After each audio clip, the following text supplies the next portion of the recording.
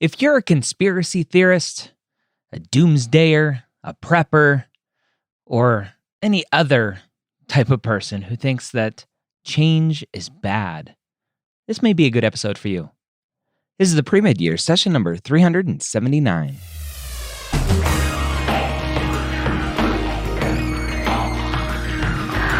Hello, and welcome to the Premed Years, where we believe that collaboration, not competition, is key to your success. I'm your host, Dr. Ryan Gray, and in this podcast, we share with you stories, encouragement, and information that you need to know to help guide you on your path to becoming a physician.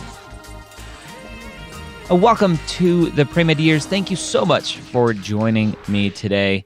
This podcast episode has been a couple weeks in the making. As of almost 2 weeks ago, or exactly 2 weeks ago, as this episode is coming out, the United States Medical Licensing Examination, the USMLE, which is created by the Federation of State Medical Boards and the National Board of Medical Examiners, announced that it was changing the first part of their exam, Step 1, to pass-fail. What previously was a 3-digit score that was often used to determine your strength as a candidate to very competitive specialties is no longer going to be a 3-digit score. It is going to be pass-fail. Now, immediately when this happened, and I've talked about it a ton already, that it was going to happen, and I've talked to program directors on specialty stories. If you don't listen to specialty stories, I highly recommend you go listen to specialty stories, including my interviews with program directors, the actual people making decisions for residencies, who they're going to accept and who they're not, and how they're going to rank them, etc. And I've brought this question up, specifically asking if Step 1, or the talk is that Step 1 is going to go pass-fail, how is that going to change your evaluation of students? What is going to change? And a lot of them say, well, I don't know. I haven't figured that one out yet. And some of them have said, it's not going to change much because it's just we review every application and that's just the way it is. You have to remember, first and foremost, that residencies are not getting tens of thousands, not all, tens of thousands of applications per residency, right? This is not medical school. Medical schools are getting 10,000 applications, right? Sometimes more, sometimes less.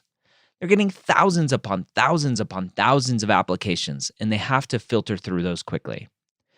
Residencies are not getting that many applications per program. So that's the first thing you have to keep in mind, is that if a program director will go, well, you know what? I review every application. That's much more believable than medical school saying they review every application, because that's almost impossible.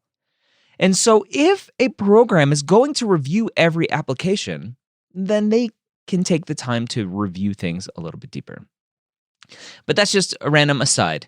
So let's talk about kind of the history a little bit of the USMLE.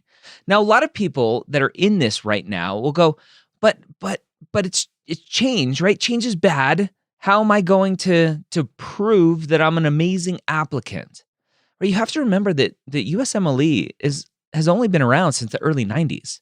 And there were other tests and different things and state-run medical licensing. And things were much different not that long ago. And everyone survived. Yes, medical education is getting bigger. It's becoming a little bit more business-like. Residency programs are booming. We're getting residency programs aren't booming. That was a joke. Medicare is not expanding Medicare funding for residency programs. That should be the news. But anyway, the whole process of going to medical school, getting licensed, becoming a physician, applying for residencies, getting residencies, all of that has constantly been changing and will always constantly change. And this is just one of those changes. So from that point alone, you should go, oh, okay, just go with it, right? The world is not going to end. Nothing is going to blow up. Everything is okay. Take that as the first step. Everyone bombarded social media with the thoughts of, well, this is going to hinder DOs, this is going to hinder IMGs, this is going to hinder the Caribbean grads who are IMGs, US IMGs, non-US IMGs. This is going to hurt everyone and anybody who isn't at a top 20 medical school. Right? That's what everyone is screaming right now. That your school prestige is all of a sudden going to matter the most out of everything. That's what students are saying. And that just can't be true. Let's look at the surveys from program directors, right? So this is 1,200 program directors. This is something you can find online if you just Google Program Director Survey NRMP. This is the 2018 survey. I couldn't find a 2019 survey if it's out yet, but it's out there for you to look at. And on figure 1 for the 2018 NRMP Program Director Survey, they list USMLE Step 1 as the number one factor in determining your competitiveness to interview an applicant. Now, they don't really say it's the number one factor. So there's a special way to read this chart. They don't say it's the number one factor. They say, according to this figure, that USMLE Step 1 was the most cited factor in determining their wanting to invite you for an interview. So this isn't ranked from best to worst. This figure is just saying the majority, far majority, 94% of all of the 1,233 program directors said, yes, I think of Step 1 and Level 1 as a factor in determining who I want to interview. And they ranked it a 4.1. Okay? So they ranked it a 4.1. That is the most important number here, 4.1. So 5 is very important. 1, not important at all. 4.1. Okay? The second thing on this list is letters of recommendations in the specialty. Right? When you're applying to medical school, you have to go get letters of recommendations from your professors and doctors and supervisors and whoever else. 86% of the 1,233 program directors said that letters of recommendations are a factor in determining who they want to invite for an interview. Again, it's not the 86th percent most important factor. It's just 86% of the program directors said it was a factor. And how important of a factor? 4.2. So one could argue that actually Level 1, Step 1, is actually not more important, the most important. It's actually letters of recommendation because it's rated at a 4.2. You have to understand how to review data and look at these surveys to really understand what's going on in the world. So everyone's screaming that Step 1 is the most important factor. Well, maybe, but we don't have any data that shows that. We have data that shows that it is the most cited factor in determining who to invite for an interview with a rating of 4.1 importance, but not far behind at a 4.2, so more important in the program directors who rated it as important, as a factor, is letters of recommendations. Right? So we can go down this list, and I highly encourage you to go down this list and look at the MSPE, the dean's letter, right? This is something that all medical students get from their school, from their dean, kind of laying out who you are. It's kind of like a committee letter from your dean, right? If you want to think about it in kind of pre-med terms. This is a letter that kind of aggregates all the information, makes it easier for the program directors to kind of get a glance of who you are. Step 2 is listed on here. Step 2 CK specifically, right? The clinical knowledge part, the other scored part of, or another scored part of the board process. Only 80% of the program directors say they consider it a factor at a 4.0, right? So not far behind the 4.1. So it's almost just as important, just less program directors actually look at it. Personal statement, 78%, but only 3.7. So it's like, ooh, personal statements really maybe aren't that important. 3.6, actually 3.3 is the lowest number on here. So, and that's awards or special honors in basic sciences. Woohoo, I got an award. Look at me. Everyone gets a trophy these days. So personal statement, right? 3.7, only 78%. Or if you want to think, a lot of people, right? 78%, but only 3.7. Grades in required clerkships, right? 4.1, again, 4.1, 76%.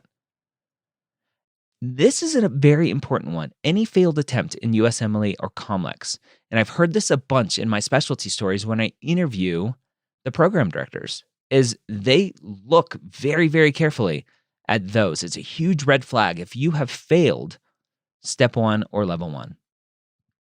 If you have failed Step 1 or Level 1, that's a huge red flag and is a potential warning to them that maybe you're a bad test taker, maybe you have some anxiety around tests, whatever that is, but you may not pass their in-service exams and then your specialty boards, right? Guess what, folks? The testing is not over once you're done with USMLE. Now you have your actual specialty boards as well.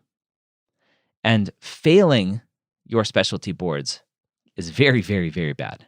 Or failing your specialty boards is bad, but failing Step 1 and Level 1 is, or any of those tests, Step 1, Step 2, Step 3, Level 1, Level 2, Level 3, those are bad. 4.5, right? Very, very bad. The only thing higher than 4.5 is if you were actually flagged with a violation in the match program. That's very, obviously, a very important rating, 4.8. Okay? Your class ranking, quartile. So this is interesting, right? So only 70%, or if we want to flip it, right? 70%, that's a lot. It's not as much as 94% for Step 1. 70% of the program directors cited your class ranking and quartile as a factor, right? As a factor, just like Step 1 is a factor. They rated it as a 3.9. So kind of important. Not as important as Step 1, 4.1. Not as important as letters of recommendations, 4.2.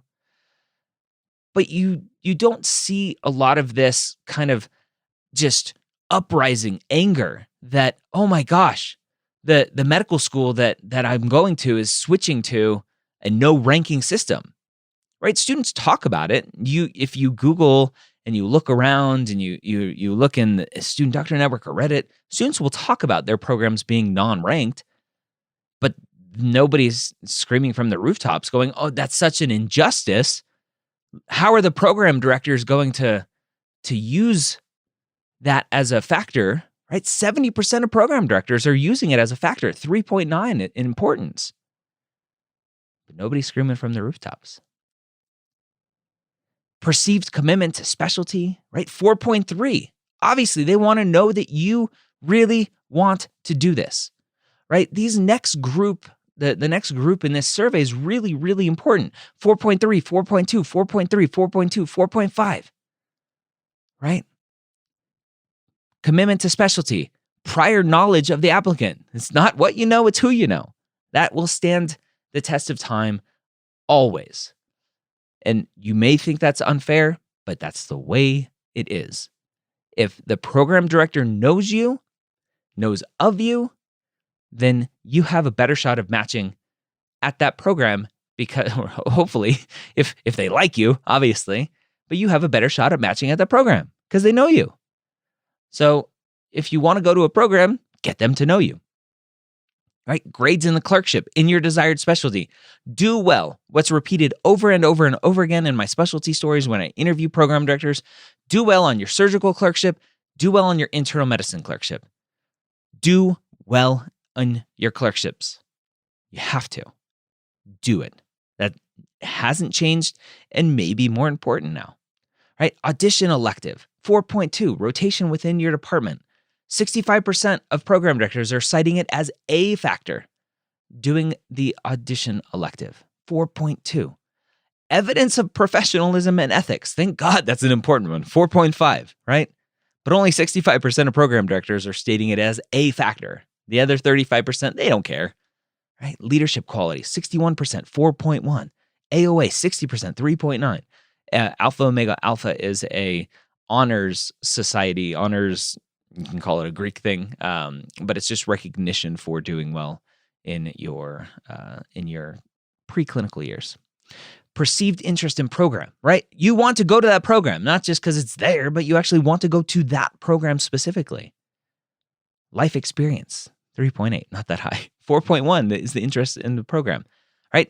Step 2, CS, right? Clinical skills. This is where you actually go and you examine a patient, and it's kind of the standardized patient world. 4.2, you got to pass that. It's important for them.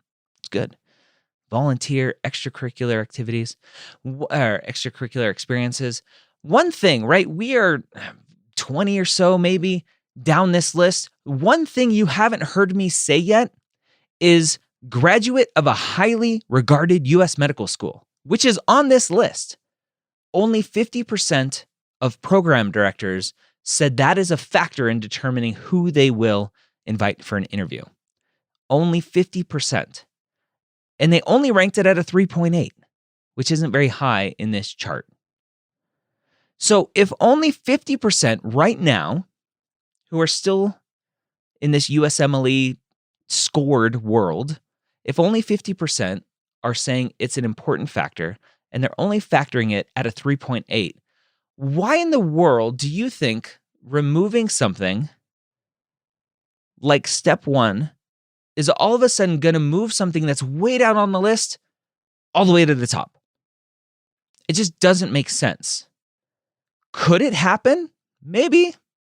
Is it likely to happen? Probably not. Will some programs look at where you went to medical school a little bit more? Maybe. Are the programs who have always looked at where you went to medical school going to still look at where you went to medical school? Yep. Because that's what they care about. They care about when you go onto their website and you see all of the residents that it says Harvard, Yale, UCSF, Columbia, NYU, right? The programs who care about that will always care about that, and that won't change. The programs who understand that that doesn't matter in the world, in your practice, with you taking care of patients, those programs aren't going to care. Still, they're going to want to see these other things, right? So don't worry about going to your local state school. And instead of delaying a year or 2 or 4 to get the highest MCAT score possible and do 3 master's programs and go do all these other things so that hopefully one day maybe you can get into a top 20 medical school, right? And don't forget, top 20 medical school by US News, World and Reports is a big flaming pile of poop. That report is a big flaming pile of poop. It's all subjective data. Go look at how they actually put together the rankings of medical schools, US News, right? Go look at how they put that together. And you tell me that that report, those rankings are worth anything. Med schools love them, especially the ones that are ranked at the top, because they're like, hey, look at me. We're a US News and World Report's top medical school. But they don't mean anything. It's not a determination of the quality of your education. It's not a determination of how far you can go in life as an attending. It's not a determination of how well you will treat your patients. So stop trying to only go to a top 20. Now, don't get me wrong. Shoot for the stars. If you want to go to Columbia because you want to go to Columbia, then go to Columbia. If you want to go to Harvard because Harvard is where you want to be, then go to Harvard. What I'm saying is don't go to Harvard because it's a top 5 school. Because top 5 school doesn't mean anything because the list is trash. All right. So what I'm trying to get at here, right? Everyone jumped to school prestige is going to matter so much now. It hasn't mattered in the past. 3.8, only 50% of program directors are saying it's a factor in how they look at applicants. It's probably not going to change much. What a lot of students are saying, and where a lot of people are going, is that step 2 is going to take over as the new thing to look at. And that makes a lot more sense, right? 94% of program directors are stating USMLE Step 1 as a factor with a 4.1 rating. 80% are stating Step 2 score at a 4.0 as a factor. It's much more likely that Step 2 score is going to rise as a bigger factor. And I say bigger factor, that's not the right way to say it. It could be that the average rating is the bigger factor. The average rating could go up to a 4.1 or 4.2. But I'm saying that more program directors are probably going to cite it as a factor. So that's very likely. Is it going to happen? I don't know. Could happen. I wish that when USMLE changed Step 1 to pass-fail, they changed all of their tests to pass-fail. The medical licensing exam is a credentialing exam for you to get a medical license, right? It's a national test that every state uses to determine whether or not you are eligible to get a medical license. And that doesn't need a score. It just needs a yes or a no. And so how we have turned this into a determination of your ability to be a radiologist or an orthopedic surgeon or anything else has completely bastardized the whole system. Yeah, it's easier for program directors to look at a number, right? A lot of people are saying, "Oh, this is just we need an objective measure." No, we don't. We don't need an objective measure, right? Show me an objective measure when you go apply for a job, right? When you are done with your residency and you are applying for a job, what objective measure is there when you are applying for a job? Are they going to ask for your step scores? Maybe. I don't remember ever talking about my step scores other than the fact that, hey, I have a medical license. I'm licensable. Look at me, right? The only objective measures are things like yes or no. I have reports against my medical license, right? I have some dings. Some patients have complained about me. I've been sued, right? Those are objective measures. But we don't have test scores as objective measures in life. So no, program directors don't need an objective measure to determine who they want to interview for an applicant. The highest cited factor here, 86% at a 4.2, subjective thing is a letter of recommendation, right? 86% of the program directors are saying, I really want that letter of recommendation, 4.2. So that's subjective, right? MSPE, the dean's letter, subjective. Personal statement, subjective. Grades, some may think grades are subjective in clerkships, right? You're still taking tests, but some of the grade is very heavily weighted for the whoever's running the clerkship and who your attendings are. Class ranking, I guess that's objective. Commitment to specialty, completely subjective.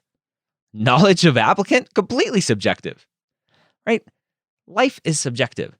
And so for those of you screaming, there needs to be, like I have to be, it's not fair if there's not an objective measure. Oh well, life isn't fair.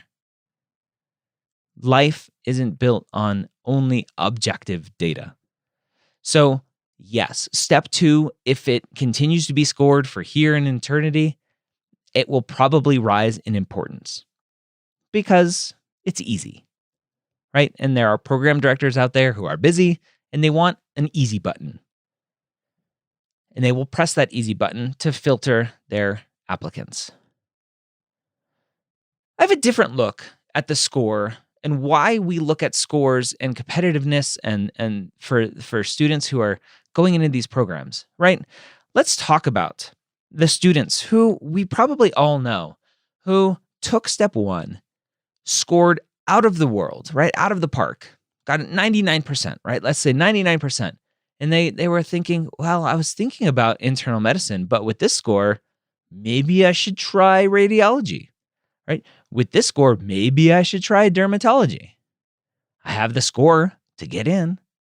And then they go and do their specialty and they're like, ew, I don't like this, right? It would be a great study to determine, right? Go back and look at physicians who are burnt out. Let's ask them, what were you planning on doing specialty-wise? Did your step one score affect that? Did you go into a more competitive specialty because you crushed step one? I would love to see data on that. If we can get rid of the scores, all of the quote unquote objective scores, right? Step one, step two, step three, we take later after you match into residency. If we can get rid of those objective scores, will we get more people going into quote unquote less competitive specialties because they don't have a score that tells them that they should do something else? Right? How many times have we heard from someone saying, well, I wanted to go into family practice, but I was told that's stupid because I scored 99th percentile on my step one. I should go into something else. Right? Maybe this will allow students to go follow their heart more than what their score is telling them to follow. Something to think about. Let's talk about IMGs and DOs for a minute. Another big thing outside of this is going to really impact less prestigious schools is the fact that everyone is saying that this has the potential, or no one's saying is this has the potential. They're all saying it will, which is nobody knows. So whenever you see someone saying this will do this, we don't know. We don't have any data. We don't know anything yet. So until things change, we won't know. Until we have data, we won't know. Will this have the potential to affect students at a DO school or at a Caribbean school or any other international medical schools? I got an email or a private message from a student saying, I was accepted to a DO school. I haven't started yet. Should I decline that, improve my application, apply again for an MD invite? And I said, no, go to the DO school. You go prove yourself, right? 86% of program directors at 4.2 rating said the letter of recommendation in the specialty was important. Your dean's letter, important. Step 2, level 2 score, important. Personal statement, important. None of that says only from allopathic, right? Letter of recommendation in the specialty only from allopathic students. This is a letter of recommendation in the specialty, period. Personal statement. Doesn't say personal statement only from allopathic students. Grades, clerkships, right? Class ranking. At any failed attempt. All of those are the same, no matter if you're at an MD school, a DO school, or a Caribbean or other international medical school. Yes, I'm not diminishing the fact that step one has historically let students who have struggled previously, students who are IMGs.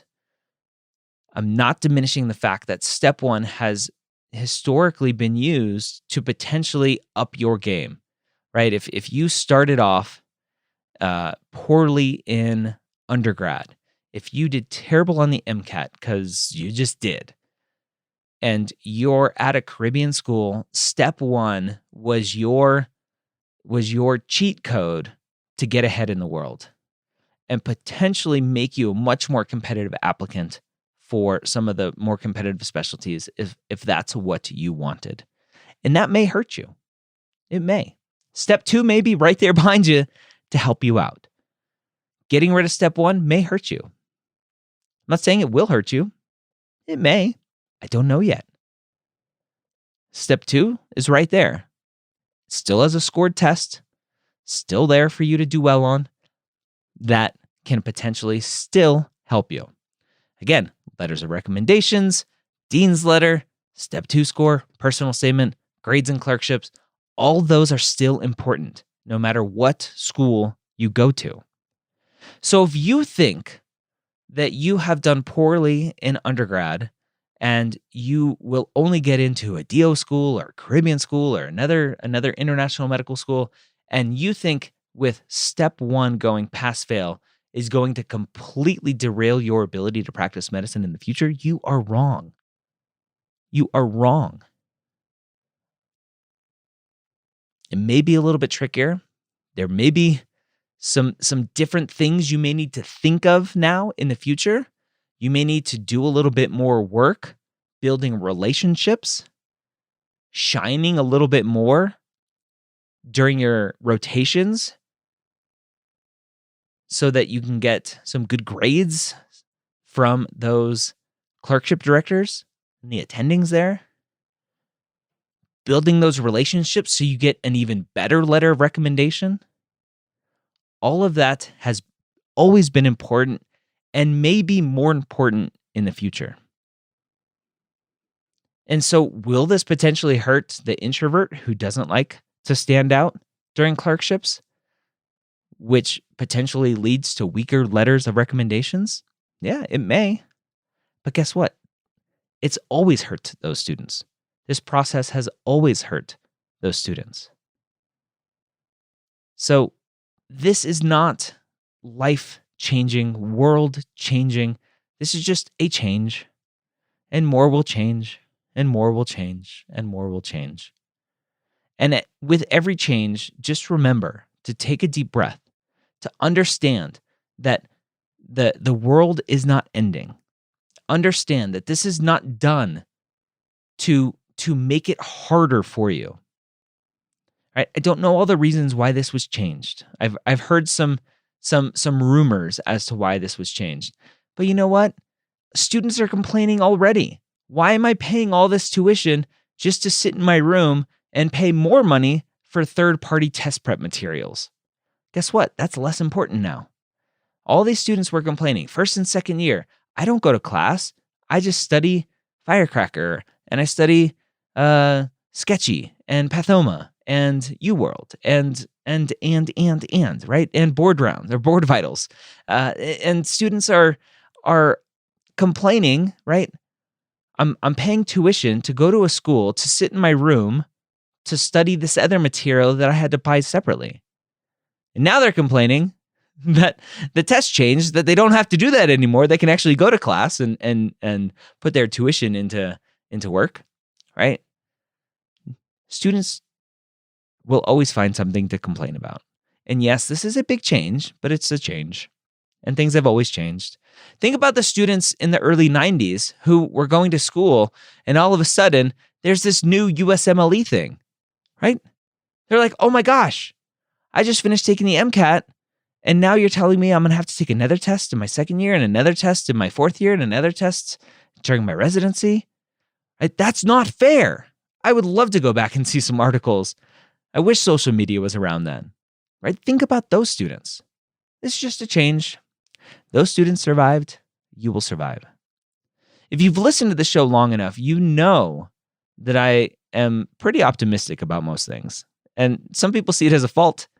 I don't, right? Will this affect some of you? It will. Will this affect all of you? Nope. Will it hurt some of you? Maybe. Will it help some of you? Maybe. Nobody knows for sure until we get more data, until we see how program directors are actually doing things, until we understand it more. We won't know anything. But all I do know is that everything in life is determined by the effort that you put into it. And so, yes, you will have to put in more effort, potentially, to build those relationships, to do better on step 2, to do better in your clerkships, right? All of anything you get in this world is through your effort. So continue to work hard, continue to push hard, and be excited that step 1, this test that students freaked out about, that they thought determined the rest of their life is no longer there. And let's hope that step 2 goes that same way. I hope you have a great week. We'll see you next time here on the Premed Years.